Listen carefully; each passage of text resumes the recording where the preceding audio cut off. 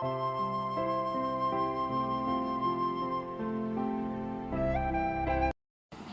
ഇന്നത്തെ ക്ലാസ്സിൽ നമ്മൾ കോൺസ്റ്റന്റ് ഫോഴ്സും വേരിയബിൾ ഫോഴ്സും ചെയ്യുന്ന വർക്ക് ഡൺ കാൽക്കുലേറ്റ് ചെയ്യാൻ പോകണം. അതിങ്ങനെ ഗ്രാഫ് ഉപയോഗിച്ചിട്ട് ഒരു കോൺസ്റ്റന്റ് ഫോഴ്സും വേരിയബിൾ ഫോഴ്സും ചെയ്യുന്ന വർക്ക് ഡൺ എത്രയാണെന്നാണ് കാൽക്കുലേറ്റ് ചെയ്യാൻ പോകുന്നത്. അപ്പോൾ അതിനായിട്ട് നമ്മൾ ഫോഴ്സും ഡിസ്പ്ലേസ്മെന്റും വെച്ചിട്ട് ഗ്രാഫ് വരയ്ക്കണം. രണ്ട് കേസിലും, കോൺസ്റ്റന്റ് ഫോഴ്സിന്റെ കേസിലെയും വേരിയബിൾ ഫോഴ്സിന്റെ കേസിലെയും ഫോഴ്സും ഡിസ്പ്ലേസ്മെന്റും വെച്ചിട്ട് ഗ്രാഫ് വരയ്ക്കുന്നു. Force along Y axis and displacement along X axis. Constant force ആണെങ്കിൽ നമുക്ക് ഏത് പൊസിഷൻ വെച്ച് നോക്കിയാലും അതിന്റെ വാല്യൂ എന്തായിരിക്കും? സെയിം തന്നെ ആയിരിക്കും. അപ്പോൾ it is a straight line parallel to X axis ആണ്.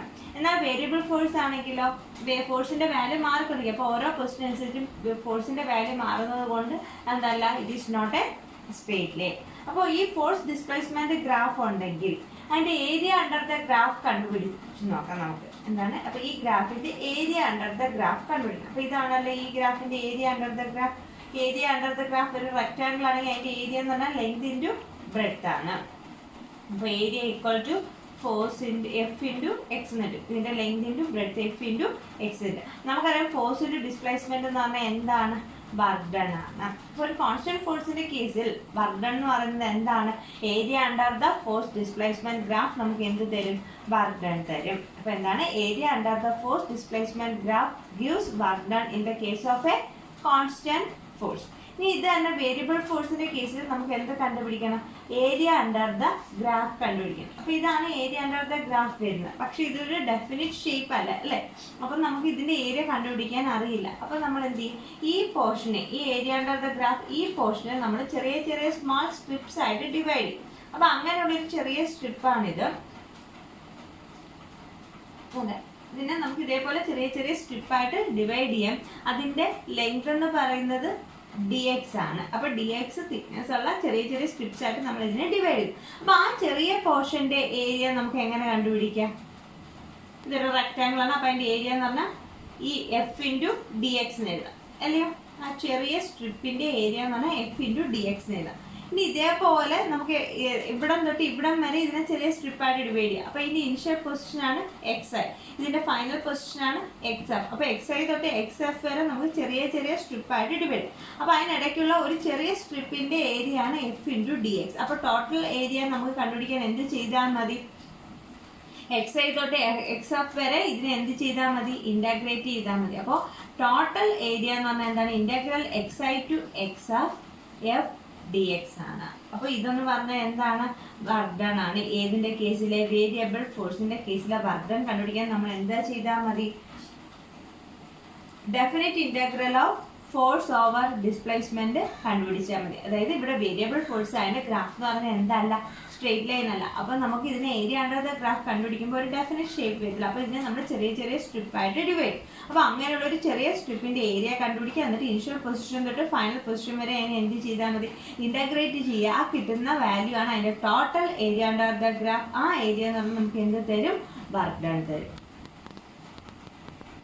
അടുത്തത് work energy theorem for a variable force. അപ്പോൾ ഒരു വേരിയബിൾ ഫോഴ്സിന്റെ കേസിലെ വർക്ക് എനർജി തിയറം ആണ് പറയുന്നത്. കഴിഞ്ഞ ക്ലാസ്സിൽ നമ്മൾ ഒരു കോൺസ്റ്റന്റ് ഫോഴ്സിന്റെ കേസിലെ വർക്ക് എനർജി തിയറം പഠിച്ചായിരുന്നു. അപ്പോൾ നമുക്ക് കൈനറ്റിക് എനർജിയുടെ എക്സ്പ്രഷൻ അറിയാം. എന്താണ്? ഹാഫ് എം വി സ്ക്വയർ ആണെന്ന് അറിയാം. എം എന്ന് പറഞ്ഞാൽ മാസ് ഓഫ് ദ ഒബ്ജക്റ്റും വി എന്ന് പറയുന്നത് അതിന്റെ വെലോസിറ്റി. അപ്പോൾ ഈ എക്സ്പ്രഷനെ നമ്മൾ രണ്ട് സൈഡിലും ഡിഫറൻഷിയേറ്റ് ചെയ്യുക വിത്ത് റെസ്പെക്ട് ടു ടൈം. അപ്പോൾ ലെഫ്റ്റ് സൈഡ് ഡിഫറൻഷിയേറ്റ് ചെയ്യുമ്പോൾ D K by D T equal to D by D T of half mv square annalla equal to dk by dt equal to half constant ആണ്. അതേപോലെ മാസും constant ആണ്. ഏതിനാണ് ടൈമിനനുസരിച്ച് variation വരുന്നത്? വെലോസിറ്റിയുടെ ടൈമിന്. അപ്പൊ d by D T of V square, അതായത് d by D T of t square നിങ്ങൾക്ക് ചെയ്യാൻ അറിയാം, അല്ലെ? സെയിം വേരിയബിൾ തന്നെ ആണെങ്കിൽ എന്താണ്? 2t⁻2−1 വരും, അല്ലയോ? അപ്പൊ ഇവിടെ വേരിയബിൾ വ്യത്യാസമുണ്ട്. പക്ഷെ വെലോസിറ്റി എന്ന് പറയുന്നത് as a function of time ആണ്. അപ്പോൾ D by D T of V square ആണെങ്കിൽ നമുക്ക് എങ്ങനെ വരാം? 2v⁻1 into D V by D T. പിന്നെ അതിനെ എന്തുകൊണ്ടുകൂടി ഡിഫറൻഷിയേറ്റ് ചെയ്യണം? ടൈം കൊണ്ടും കൂടി ഡിഫറൻഷിയേറ്റ് ചെയ്യണം. അപ്പൊ എങ്ങനെ വരും differential? D by D T of V square എന്ന് പറഞ്ഞു കഴിഞ്ഞാൽ half M into 2 into V.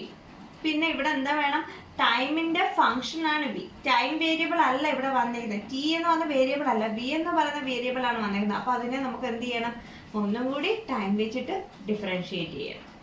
അപ്പോൾ 2 2 ക്യാൻസൽ ആയിപ്പോ അല്ലെ. നമുക്കറിയാം D V by D T എന്ന് പറഞ്ഞാൽ എന്താണ്, ആക്സിലറേഷൻ ആണ് അല്ലെ. അപ്പോൾ D K by D T equal to M into V into D V by D ടിക്ക് പകരം ആക്സിലറേഷൻ. നമുക്കറിയാം മാസിന്റെ ആക്സിലറേഷൻ എന്ന് പറഞ്ഞാൽ എന്താണ്, ഫോഴ്സ് ആണ്, എഫ് ഇൻറ്റു വി എന്ന് കിട്ടും. അപ്പൊ എന്താണ്, രണ്ട് സൈഡിനെ ടൈം വെച്ചിട്ട് ഡിഫറൻഷിയേറ്റ് ചെയ്തപ്പോൾ നമുക്ക് എന്താ കിട്ടി, 2v into D V by D T. D V by D T വരാൻ കാരണം ഇവിടെ സെയിം വേരിയബിൾ അല്ല, അതുകൊണ്ട് എന്ത് ചെയ്യണം, ഒന്നും കൂടി ടി വെച്ചിട്ട് നമ്മൾ ഡിഫറൻഷിയേറ്റ് ചെയ്യണം. ഡി വി ബൈ ഡി ടിക്ക് പകരം ആക്സിലറേഷൻ എന്ന് കൊടുത്തു. മാസിന്റെ ആക്സിലറേഷൻ എന്ന് പറഞ്ഞു കഴിഞ്ഞാൽ ഫോഴ്സ് ആണ്. അപ്പൊ എഫ് ഇൻറ്റു വി എന്ന് കിട്ടും, D K by D T. ഇതൊന്നും കൂടി നമുക്ക് അറേഞ്ച് ചെയ്യാം. അതായത് D K by D T equal to dt equal to F V ആണ്. വി നമുക്ക് പൊസിഷന്റെ ഡെറിവേറ്റീവ് ആയിട്ട് എങ്ങനെ എഴുതാം, dx ബൈ dt എന്ന് എഴുതാം. ഇത് റീഅറേഞ്ച് ചെയ്യുമ്പോൾ നമുക്ക് എന്താ എഴുതാം, dk equal to F D X എന്ന് എഴുതാം. അപ്പോൾ small change in kinetic energy equal to F D X. അപ്പോൾ ടോട്ടൽ കൈനറ്റിക് എനർജി നമുക്ക് കണ്ടുപിടിക്കാൻ എന്ത് ചെയ്യണം, ഇന്റഗ്രേറ്റ് ചെയ്യണം. എവിടെ തൊട്ട് എവിടം വരെ, കൈനറ്റിക് എനർജിയുടെ ഇനിഷ്യൽ വാല്യൂ തൊട്ട് കൈനറ്റിക് എനർജിയുടെ ഫൈനൽ വാല്യൂ വരെ into d k equal to integral. ഇതിനെ ഇന്റഗ്രേറ്റ് ചെയ്യേണ്ടത് എവിടെ തൊട്ട്, x I to X f, പൊസിഷന്റെ ഇനിഷ്യൽ വാല്യൂ തൊട്ട് ഫൈനൽ വാല്യൂ വരെ എഫ് ഡി എക്സ്. അപ്പോൾ നമ്മൾ ലിമിറ്റ് അപ്ലൈ ചെയ്യുന്നത് എങ്ങനെയാ, upper limit minus lower limit അല്ലേ. ഇതിന് ലിമിറ്റ് അപ്ലൈ ചെയ്യുമ്പോൾ ഇന്റഗ്രേറ്റ് ചെയ്യുമ്പോൾ കെ കിട്ടും, ലിമിറ്റ് അപ്ലൈ ചെയ്യുമ്പോൾ final value minus initial value equal to integral X I to X of F D X. എന്ന് വെച്ചാൽ എന്താ, ഇതിന്റെ മീനിങ് എന്താ, ചേഞ്ച് ഇൻ കൈനറ്റിക് എനർജി എന്ന് പറയുന്നത് integral X I to X of F D x ആണ്. Integral X I to X of F D X എന്ന് പറഞ്ഞാൽ എന്താണ്, work done by a variable force അല്ലേ, നമ്മൾ തൊട്ട് മുമ്പ് പഠിച്ചതല്ലേ. This is the work done by a variable force. അപ്പോൾ ഇവിടെ എന്താണ്, change in kinetic energy equal to work done by a variable force. ഇതാണ് work energy theorem for a variable force. അപ്പോൾ നമ്മളത് എങ്ങനെയാണ് ചെയ്യുന്നത്, കൈനറ്റിക് എനർജിയുടെ എക്സ്പ്രഷൻ അറിയാൻ എന്താണ്, ഹാഫ് എം വി സ്ക്വയർ. അതിനെ ടൈം വെച്ചിട്ട് ബോത്ത് സൈഡ് എന്ത് ചെയ്യണം, ഡിഫറൻഷിയേറ്റ് ചെയ്യുക. ഡിഫറൻഷിയേറ്റ് ചെയ്യുമ്പോൾ നമുക്ക് 2v into D V by D T, D V by D ടിക്ക് പകരം ആക്സിലറേഷൻ എന്ന് കൊടുക്കുന്നു. അപ്പോൾ M into V into acceleration, M എക്ക് പകരം എന്തെന്ന് കൊടുത്തു, ഫോഴ്സ് എന്ന് കൊടുത്തു, ഇൻറ്റു വി, വിക്ക് പകരം പിന്നെ നമ്മൾ എന്ത് കൊടുത്തു, d x by D t കൊടുത്തു. ഇതൊന്നുകൂടെ റീഅറേഞ്ച് ചെയ്യുമ്പോൾ D k equal to F D x വരും.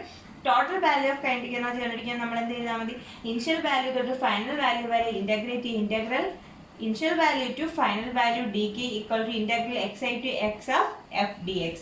അപ്പോൾ final kinetic energy minus initial kinetic energy equal to integral xi to x of f dx. അതായത് ചേഞ്ച് ഇൻ kinetic energy എന്ന് പറയുന്നത് work done by a variable force-ന് equal ആണ്. This is the work energy theorem for a variable force. അടുത്തത് mechanical energy. Energy എന്ന് പറഞ്ഞാൽ എന്താണ്, it is a capacity to do work ചെയ്യാനുള്ള കപ്പാസിറ്റിയാണ് എന്തെന്ന് പറയുന്നത് എനർജി എന്ന് പറയുന്നത്. നിങ്ങൾ സ്കൂൾ ക്ലാസ്സിൽ പഠിച്ചിട്ടുള്ള മെക്കാനിക്കൽ എനർജിയുടെ മെയിൻ രണ്ട് ഫോംസ് ഉണ്ട്. ഏതൊക്കെയാണ്, കൈനറ്റിക് എനർജിയും പൊട്ടൻഷ്യൽ എനർജി. കൈനറ്റിക് എനർജി എന്ന് പറഞ്ഞാൽ എന്താണ്, മൂവിങ് ബോഡീസുമായിട്ട് അസോസിയേറ്റ് ചെയ്തിട്ടുള്ള എനർജിയെ പറയുന്ന പേരാണ് കൈനറ്റിക് എനർജി. കൈനറ്റിക് എനർജി നമ്മൾ കണ്ടുപിടിക്കുന്നത് എങ്ങനെയാണ്, ഹാഫ് എം ബി സ്ക്വയർ ആണ്. കൈനറ്റിക് എനർജിയുടെ യൂണിറ്റ് എന്ന് പറയുന്നത് ജൂൾ ആണ്. ഡയമെൻഷൻ എന്ന് പറയുന്നത് M L square T raise to minus 2 അല്ലെ. എനർജി എന്ന് പറഞ്ഞാൽ it is a capacity to do work. Mechanical energy main ആയിട്ട് 2 ടൈപ്സ് ഏതൊക്കെയാണ്, കൈനറ്റിക് എനർജിയും പൊട്ടൻഷ്യൽ എനർജിയും. കൈനറ്റിക് എനർജി എന്ന് പറഞ്ഞാൽ മൂവിങ് ബോഡിയായിട്ട് അസോസിയേറ്റ് ചെയ്തുള്ള എനർജി.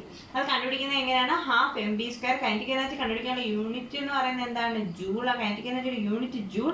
ഡയമെൻഷൻ എന്ന് പറഞ്ഞാൽ M L square T raise to minus 2 ആണ്. ഇനി പൊട്ടൻഷ്യൽ എനർജി എന്ന് പറഞ്ഞാൽ എന്താണ്, ഒരു ഒബ്ജക്റ്റിന് അതിന്റെ സ്റ്റേറ്റ് കൊണ്ട് അല്ലെങ്കിൽ പൊസിഷൻ കൊണ്ട് ഉണ്ടാകുന്ന എനർജിയാണ് എന്തെന്ന് പറയുന്നത് പൊട്ടൻഷ്യൽ എനർജി. പൊട്ടൻഷ്യൽ എനർജി കണ്ടുപിടിക്കാനുള്ള ഇക്വേഷൻ എങ്ങനെയാണ്, M G H. Potential energy U എന്ന് പറയുന്ന ലെറ്റർ കൊണ്ടാണ് ഡിനോട്ട് ചെയ്യുന്നത്. പൊട്ടൻഷ്യൽ എനർജി കണ്ടുപിടിക്കുന്ന ഇക്വേഷൻ എങ്ങനെയാണ്, മാസ് ഇൻറ്റു ജി എന്ന് പറഞ്ഞാൽ acceleration due to gravity, H എന്ന് പറഞ്ഞു കഴിഞ്ഞാൽ എന്താണ്, ഹൈറ്റ്. ഒന്നുകിൽ അതിന്റെ സ്ട്രെയിൻഡ് സ്റ്റേറ്റ് കൊണ്ട് അല്ലെങ്കിൽ അതിന്റെ പൊസിഷൻ കൊണ്ട് ഉണ്ടാകുന്ന എനർജിയാണ് പൊട്ടൻഷ്യൽ എനർജി. മൂവിങ് ബോഡീസുമായിട്ട് അസോസിയേറ്റ് ചെയ്തുള്ള എനർജിയാണ് കൈനറ്റിക് എനർജി. അതിന്റെ യൂണിറ്റ് എന്ന് പറയുന്നത് ജൂൾ തന്നെയാണ്. Dimension M L square T raise to minus 2 ആണ്. ടോട്ടൽ എനർജി നമുക്ക് എങ്ങനെയാണ് കണ്ടുപിടിക്കുന്നത്, ചെയ്യുന്നത് കൈനറ്റിക് എനർജി പ്ലസ് പൊട്ടൻഷ്യൽ എനർജിയാണ്. ഇനി ലോ ഓഫ് കൺസർവേഷൻ ഓഫ് എനർജിയും പഠിച്ചിട്ടുള്ളതാണ്. എന്താണ് law of conservation of energy എന്ന് പറഞ്ഞാൽ, എനർജി എന്ന് പറയുന്നത് നമുക്ക് എന്ത് ചെയ്യാൻ പറ്റത്തില്ല, ക്രിയേറ്റ് ചെയ്യാനോ ഡിസ്ട്രോയ് ചെയ്യാനോ പറ്റത്തില്ല. പക്ഷെ അതിനെ ഒരു ഫോമിൽ നിന്ന് മറ്റൊരു ഫോമിലേക്ക് എന്ത് ചെയ്യാം, ട്രാൻസ്ഫോം ചെയ്യാം. അപ്പോൾ law of conservation of energy എന്ന് പറഞ്ഞാൽ എന്താണ്, energy can neither be created not be destroyed but it is transformed from one form into another. അതായത് എനർജിയെ ഡിസ്ട്രോയ് ചെയ്യാനോ ക്രിയേറ്റ് ചെയ്യാനോ പറ്റില്ല, പക്ഷെ ഒരു ഫോമിൽ നിന്ന് മറ്റൊരു ഫോമിലേക്ക് എന്ത് ചെയ്യാം, ട്രാൻസ്ഫോം ചെയ്യാൻ പറ്റും. അതാണ് എന്ത്, law of conservation of energy. ഇതിന്റെ പ്രൂഫ് നിങ്ങൾ സ്കൂൾ ക്ലാസ്സിൽ പഠിച്ചിട്ടുള്ളതാണ്. In the case of a freely falling ഒബ്ജക്റ്റിന്റെ കേസിൽ law of conservation of energy prove ചെയ്യാൻ ആ പ്രൂഫ് നമുക്ക് ഇവിടെയും പഠിക്കാനുണ്ട്.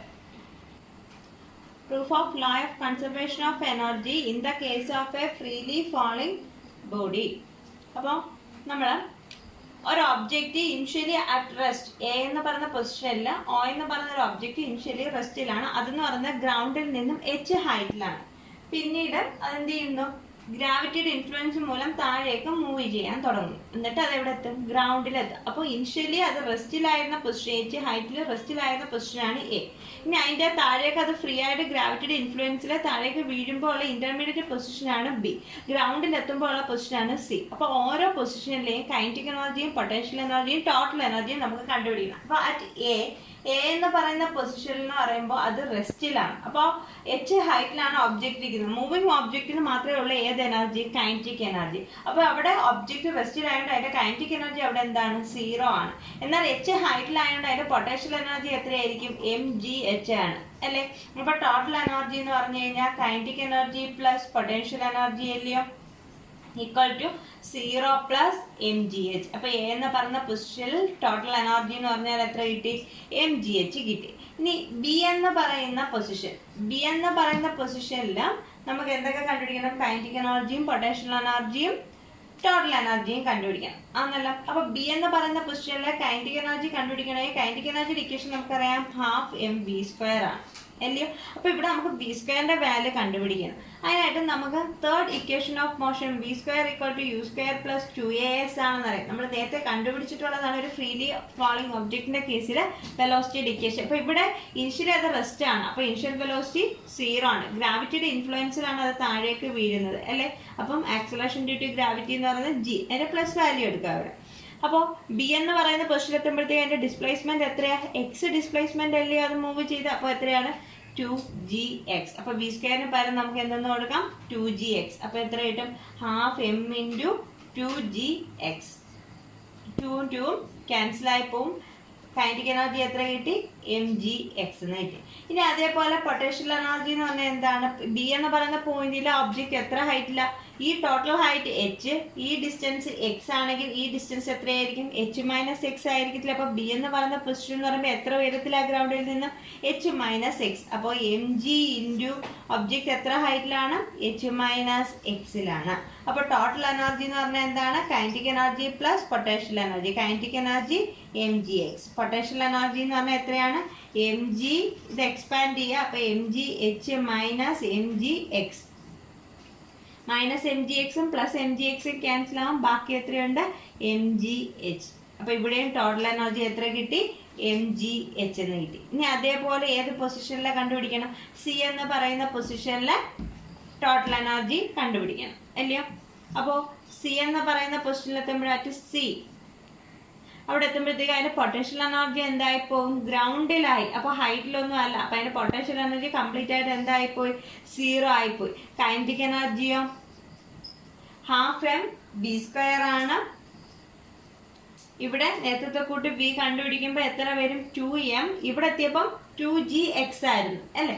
ഇവിടെ എത്തുമ്പോഴത്തേക്കും ടോട്ടൽ ഹൈറ്റ് കംപ്ലീറ്റ് ചെയ്തു. അപ്പോൾ എത്ര വരും, വെലോസിറ്റി 2gh വരും. 2 ക്യാൻസൽ ആയി പോകുമ്പോൾ എത്ര വരും, mgh. അപ്പോൾ ടോട്ടൽ എനർജി എന്ന് പറഞ്ഞു കഴിഞ്ഞാൽ kinetic energy plus potential energy ആണ് അല്ലേ. അപ്പോൾ ഇവിടെയും ടോട്ടൽ എനർജി എന്താകും, mgh ആണ്. കാരണം എന്താണ്, പൊട്ടൻഷ്യൽ എനർജി 0. അപ്പോൾ ഏത് പൊസിഷനിൽ നോക്കിയാലും അതിന്റെ ടോട്ടൽ എനർജി എന്ന് പറയുന്നത് എന്താണ്, mgh തന്നെയാണ്. ഇവിടെ mgh, ഇവിടെ mgh, ഇവിടെ mgh. അപ്പോൾ എല്ലായിടത്തും ടോട്ടൽ എനർജി എന്ന് പറയുന്നത് കൺസേർവ്ഡ് ആണ്. ഇപ്പോൾ കൈനറ്റിക് എനർജിയുടെയും പൊട്ടൻഷ്യൽ എനർജിയുടെയും വാല്യൂ മാറിയാലും ടോട്ടൽ എനർജി എപ്പോഴും എന്തായിരിക്കും, കോൺസ്റ്റന്റ് ആയിരിക്കും. അതായത് one form of energy another ഫോമിലേക്ക് കൺവേർട്ട് ചെയ്തു അല്ലേ? അതായത് ചിലയിടത്ത് കൈനറ്റിക് എനർജി കൂടുതലായിരിക്കും, ചിലയിടത്ത് പൊട്ടൻഷ്യൽ എനർജി കൂടുതലായിരിക്കും അല്ലേ? കൈനറ്റിക് എനർജി ഒന്നുകിൽ പൊട്ടൻഷ്യൽ എനർജി ആയിട്ട് കണ്ടുപിടിച്ചത്. പക്ഷെ എങ്ങനെയായാലും ഏത് പൊസിഷൻ നോക്കിയാലും ടോട്ടൽ എനർജി എന്ന് പറയുന്നത് എന്താണ്? കോൺസ്റ്റന്റ് ആയിരിക്കും. ഇനി എനർജിയും ഡിസ്പ്ലേസ്മെന്റും വെച്ചിട്ട് നമ്മൾ ഫ്രീലി ഫാളിംഗ് ഒബ്ജക്റ്റിന്റെ കേസ് പറഞ്ഞ കേസിൽ എനർജിയും ഡിസ്പ്ലേസ്മെന്റും വെച്ചിട്ട് ഒരു ഗ്രാഫ് വരയ്ക്കുകയാണെങ്കിൽ നോക്കിക്കേ, പൊട്ടൻഷ്യൽ എനർജിക്ക് മാക്സിമം വാല്യൂ കിട്ടുന്നത് മാക്സിമം ഹൈറ്റ്, അതായത് ഡിസ്പ്ലേസ്മെന്റ് കൂടുമ്പോൾ പൊട്ടൻഷ്യൽ എനർജിക്ക് മാക്സിമം വാല്യൂ, ഡിസ്പ്ലേസ്മെന്റ് കുറയുമ്പോഴും അതായത് സീറോ ഡിസ്പ്ലേസ്മെന്റ് ആകുമ്പോൾ പൊട്ടൻഷ്യൽ എനർജിക്ക് വാല്യൂ കുറവ്. അപ്പോൾ പൊട്ടൻഷ്യൽ എനർജിയുടെ വാല്യൂ ഡിസ്റ്റൻസ് കൂടുന്നതനുസരിച്ച് എന്ത് ചെയ്യും? കൂടി കൂടി വരും. എന്നാൽ കൈനറ്റിക് എനർജിക്കോ മാക്സിമം ഹൈറ്റിൽ കൈനറ്റിക് എനർജി എന്തായിരുന്നു? 0 ആയിരുന്നു. എന്നാൽ ഗ്രൗണ്ടിൽ എത്തിയപ്പോൾ കൈനറ്റിക് എനർജി എന്തായി? മാക്സിമം ആയി. അപ്പോൾ പൊട്ടൻഷ്യൽ എനർജി ഡിസ്പ്ലേസ്മെന്റ് കൂടുന്നതനുസരിച്ച് കൂടി കൂടി വരും, കൈനറ്റിക് എനർജി ഡിസ്പ്ലേസ്മെന്റ് കൂടുന്നതനുസരിച്ച് കുറഞ്ഞു വരും. എങ്ങനെയായാലും ടോട്ടൽ എനർജി എന്ന് പറയുന്നത് എന്തായിരിക്കും? Kinetic energy plus potential energy എന്ന് പറയുന്നത് കോൺസ്റ്റന്റ് ആയിരിക്കും. ഇതാണ് എനർജിയും ഡിസ്പ്ലേസ്മെന്റും വെച്ചിട്ടുള്ള graph in the case of a freely falling body. മിക്കവാറും പരീക്ഷയ്ക്ക് ചോദിക്കുന്നതാണ് law of conservation of energy prove ചെയ്യുക in the case of a freely falling object. അല്ലെങ്കിൽ ഈ ഗ്രാഫ് തന്നിട്ട് ഇത് കൈനറ്റിക് എനർജിയുടെ ഗ്രാഫ് ഏതാണ്, പൊട്ടൻഷ്യൽ എനർജിയുടെ ഗ്രാഫ് ഏത്, ടോട്ടൽ എനർജിയുടെ ഗ്രാഫ് തന്നിട്ട് അത് ഐഡന്റിഫൈ ചെയ്യാനും ചോദിക്കാറുണ്ട്. ഇനി അടുത്തത് കൺസർവേറ്റീവ് ഫോഴ്സ് എന്താണ്, നോൺ കൺസർവേറ്റീവ് ഫോഴ്സ് എന്താണെന്നാണ് പറയുന്നത്. അപ്പോൾ ഒരു ഫോഴ്സിനെ നമ്മൾ കൺസർവേറ്റീവ് ആണെന്ന് പറയണമെങ്കിൽ work done by the moving particle എന്ന് പറയുന്നത് ആ ഒബ്ജക്റ്റ് മൂവ് ചെയ്ത പാത്തിന്റെ ഇനിഷ്യൽ പൊസിഷനെയും ഫൈനൽ പൊസിഷനെയും മാത്രമേ ഡിപ്പെൻഡ് ചെയ്യുന്നുള്ളൂ എങ്കിൽ ആ ഫോഴ്സിനെ പറയുന്ന പേരാണ് എന്ത്? Conservative force. എന്താണ്? ഒരു ഫോഴ്സ് കൺസർവേറ്റീവ് ആണെന്ന് പറയണമെങ്കിൽ ആ ഒബ്ജക്റ്റ് ഇനിഷ്യൽ പൊസിഷൻ തൊട്ട് ഫൈനൽ പൊസിഷൻ വരെ മൂവ് ചെയ്യണമെങ്കിൽ ഒരു വർക്ക് ചെയ്യണമല്ലോ. ആ വർക്ക് ചെയ്യണമെങ്കിൽ അത് എന്ത് ചെയ്യുന്നില്ല? ആ വർക്ക് ഡൺ എന്ന് പറയുന്നത് പാത്തിനെ ഡിപ്പെൻഡ് ചെയ്യുന്നില്ല, അതിൻ്റെ ഇനിഷ്യൽ പൊസിഷനെയും ഫൈനൽ പൊസിഷനെയും മാത്രമേ വർക്ക് ഡൺ ഡിപ്പെൻഡ് ചെയ്യുന്നുള്ളൂ എങ്കിൽ അതിനെ പറയുന്ന പേരാണ് കൺസർവേറ്റീവ് ഫോഴ്സ്. അതായത് നമ്മൾ എടുക്കുന്ന ഫോഴ്സ് കൺസർവേറ്റീവ് ആണെങ്കിൽ ആ ഫോഴ്സ് ചെയ്യുന്ന വർക്ക് എന്ന് പറയുന്നത് ഇനിഷ്യൽ ആൻഡ് ഫൈനൽ പൊസിഷനെ മാത്രമേ ഡിപ്പെൻഡ് ചെയ്യുന്നുള്ളൂ, പാത്തിനെ ഡിപ്പെൻഡ് ചെയ്യുന്നില്ല. Example gravitational force, electrostatic force, magnetic force, elastic force, ഇതെല്ലാം എന്താണ്? Conservative force. കാരണം ഇത് പാത്തിനെ ഡിപ്പെൻഡ് ചെയ്യുന്നില്ല, ഇനിഷ്യൽ ആൻഡ് ഫൈനൽ പൊസിഷനെ മാത്രമേ ഡിപ്പെൻഡ് ചെയ്യുന്നുള്ളൂ. അപ്പോൾ ഒരു കംപ്ലീറ്റ് സൈക്കിൾ ഓഫ് ഓപ്പറേഷൻ ഒരു കൺസർവേറ്റീവ് ഫോഴ്സിന്റെ കേസിൽ work done by a complete cycle of operation എന്ന് പറയുന്നത് എന്താണ്? 0 ആണ്. കാരണം എന്താ?